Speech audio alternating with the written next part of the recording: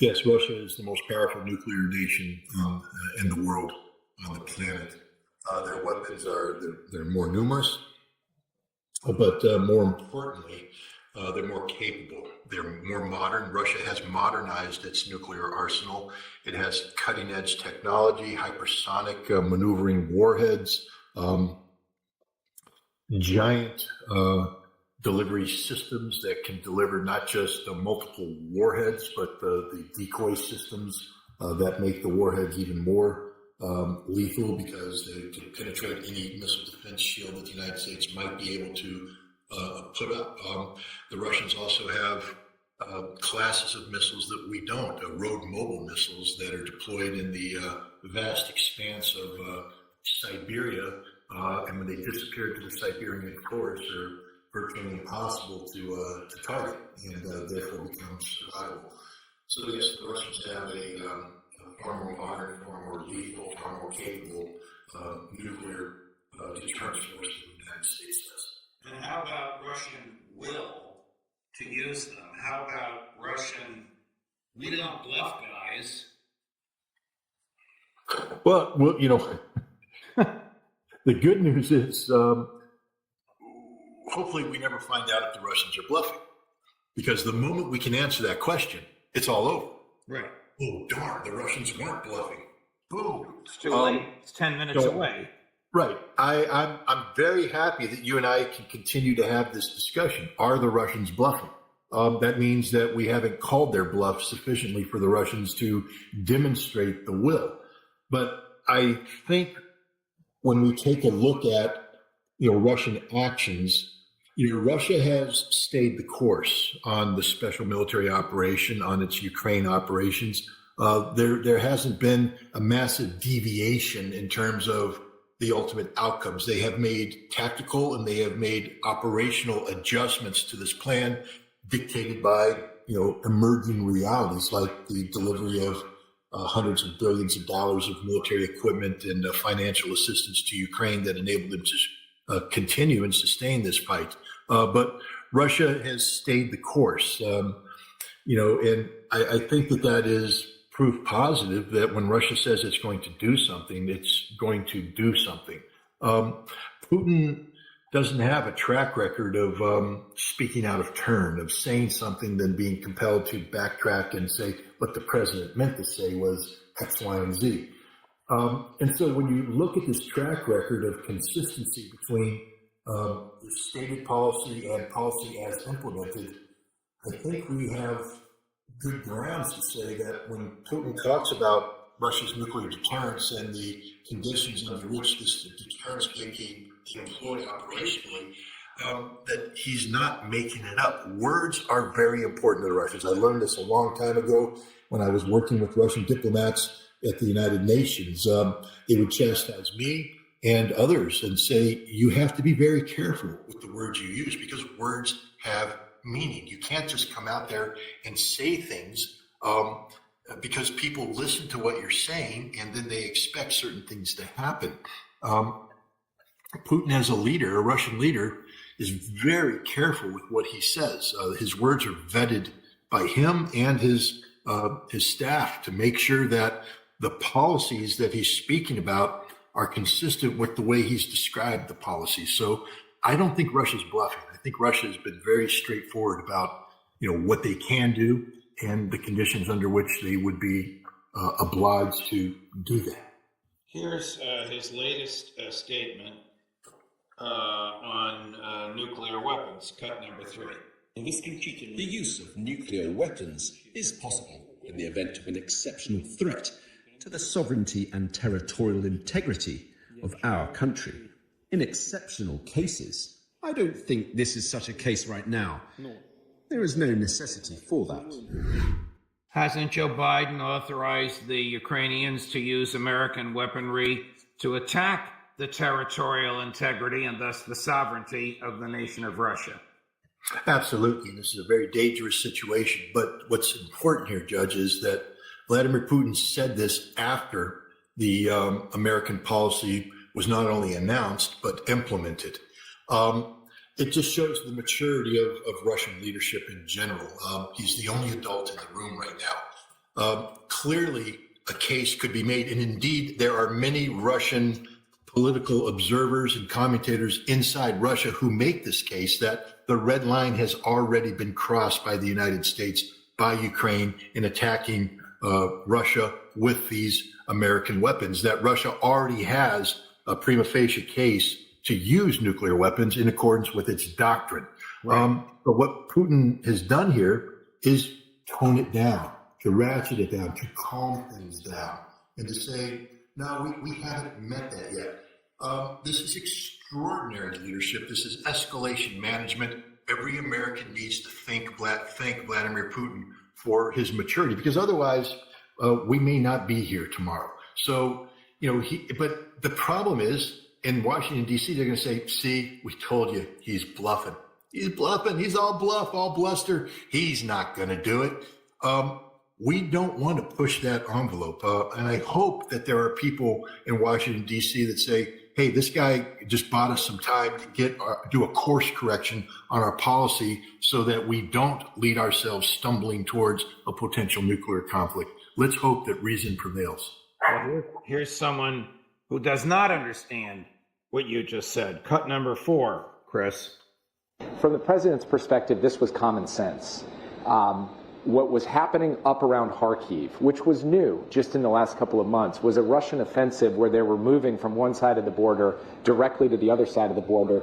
And it simply didn't make sense not to allow the Ukrainians to fire across that border to hit Russian guns and emplacements that were firing at the Ukrainians. So the president authorized that. The Ukrainians have carried out that authorization on the battlefield. And one thing I will point out is that the momentum of that operation in Kharkiv has stalled out. Now, Kharkiv is still under threat, but the Russians have not been able to make material progress on the ground in recent days in that area, and the United States will continue to support Ukraine in holding the line and pushing back against the aggressing Russian forces. Does he know what he's talking about? No. First of all, I'd just like to remind Jake Sullivan of a couple realities. One, it was the Ukrainians actually using Russian national proxies, Russians, anti-Putin Russian forces fighting under the flag of Ukraine, trained and directed by the CIA, who carried out offensive operations from the northern Kharkiv region into Belgorod region, attacking Russia. And we saw this back in the spring.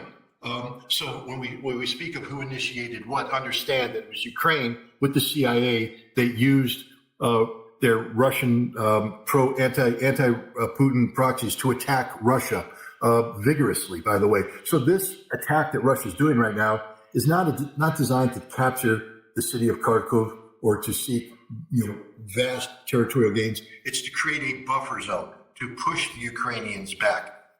So Jake Sullivan, of course, has misread the scenario. 2, it's one thing for Jake to talk about not allowing the Russians a safe haven. But what Jake doesn't understand is that NATO is a safe haven for Ukraine. What does he think the Russians will think about the bases in Poland and the Baltics that are used to repair damaged Ukrainian tanks? Is this not now a target? What about the warehouses that store the weapons that are being staged prior to being shipped into Ukraine? Are those not targets? What about the airfields where F-16 fighters that are being prepared for combat operations are staged and pilots are being trained? Are those not targets? All of NATO, all of Europe is a safe zone for Ukraine, where Ukraine gets to do critical tasks without fear of Russian reprisal. So for Jake Sullivan suddenly to say, oh, we can't allow Russia to have a safe haven on its territory, it cuts both ways, Jake. But here's the last thing he doesn't understand, and this is the stupidity of Jake Sullivan and the Biden administration. Russia just sucked Ukraine into a giant trap. You remember the Battle of Bakhmut. Everybody remembers the Battle of Bakhmut. It was a meat grinder operation that Russia began and then trapped the Ukrainians, and 90,000 dead Ukrainians later, Bakhmut was captured by the Russians. The Battle of Avdiivka, the same thing. The Ukrainians got committed to a fight. They poured 60,000 reserves into that battle. They were destroyed. Now Russia has moved on Kharkov. Yeah, the Russians aren't advancing. Wasn't their intention. What they did is get Ukraine to suck up all their reserves, and they're now launching counterattacks, and the Russians have stopped. They're dug in, and they're in the process of slaughtering the Ukrainian reserves. This is the Russian way of warfare. Jake Sullivan doesn't get it. He's too busy looking at, stupid dots on a map to understand that he yet again has fallen into a trap that is destroying Ukraine's ability to sustain this conflict. What is the significance of the latest announcement to come out of the White House, which is the permission for the neo-Nazis, some unique battalion or group in the Ukrainian military that have swastikas tattooed on their bodies, that they can now use American offensive weaponry? Why would Biden do that, knowing, as he should, the Russian memory for history and culture and attitude about Nazis? Let's just remember that this current situation in Ukraine grows out of the February 2014 Maidan coup, Right. a coup that was carried out by Ukrainian nationalists, violent extremists who are loyal to the memory of Stepan Bandera, a Ukrainian nationalist, ultranationalist.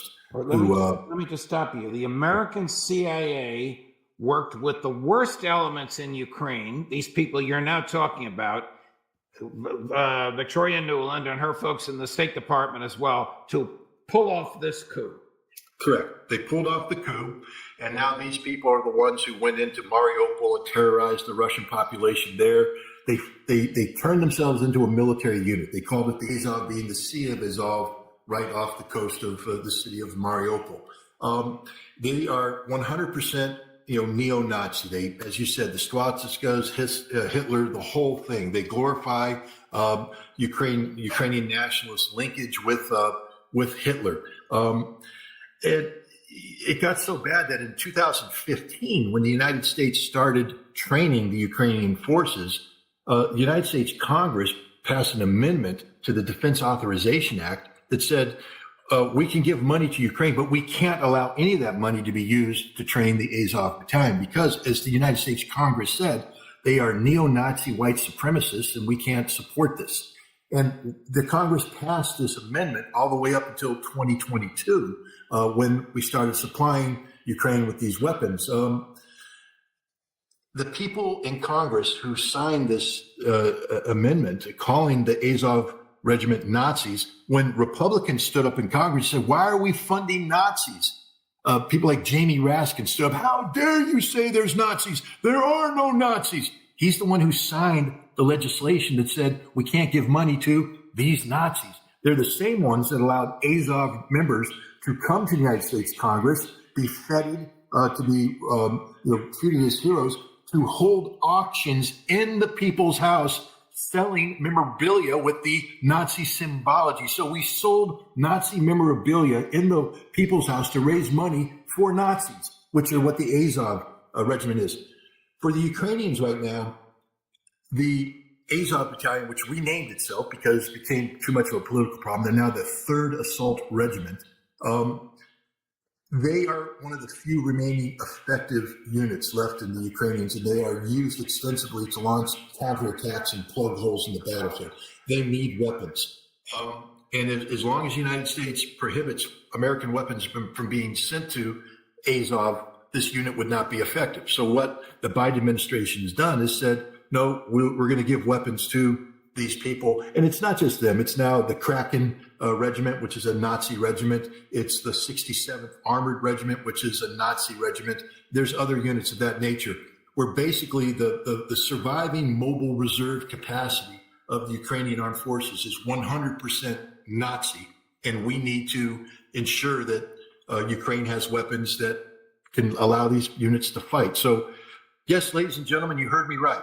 A week after we celebrated the 80th anniversary of the D-Day invasion, where our American soldiers went over to the beach to fight and destroy the Nazi scourge that had occupied France and pushed them back into Germany, fighting alongside our Soviet allies to accomplish the same mission. Yes, this America today is now deliberately providing weapons to units we know are Nazi affiliated. the Soviets, let's see, the French president, for all of his faults, invited Vladimir Putin to the D-Day celebration, and the White House says if Vlad comes, Joe is not. And of course, we all know who was there. How much longer do you think this can go on before it either becomes World War III or Ukraine collapses? The good news is that Russia doesn't want World War III. That's the very good news. And we saw this in the final statement made by Vladimir Putin at the plenary session of the St. Petersburg International Economic Forum, where he didn't lead off by talking about headline-grabbing situation, nuclear war, conflict. He led off by talking about the Russian economy and the growth. I don't know if people have been watching, but the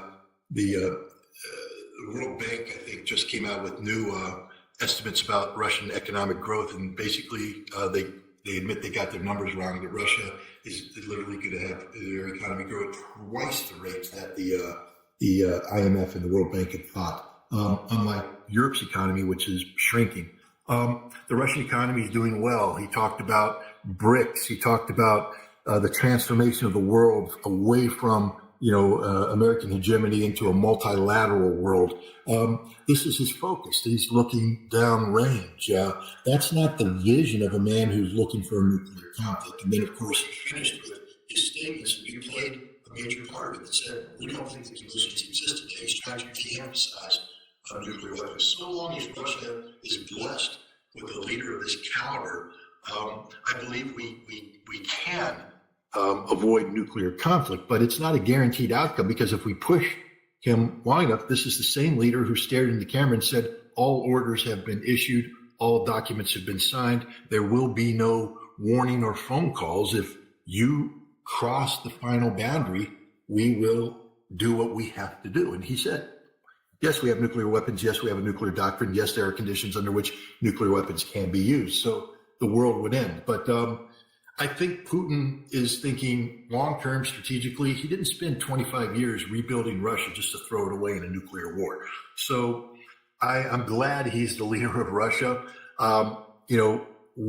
He just won an election that has him staying in power for 6 years. Joe Biden's coming up for an election in November that he may not win.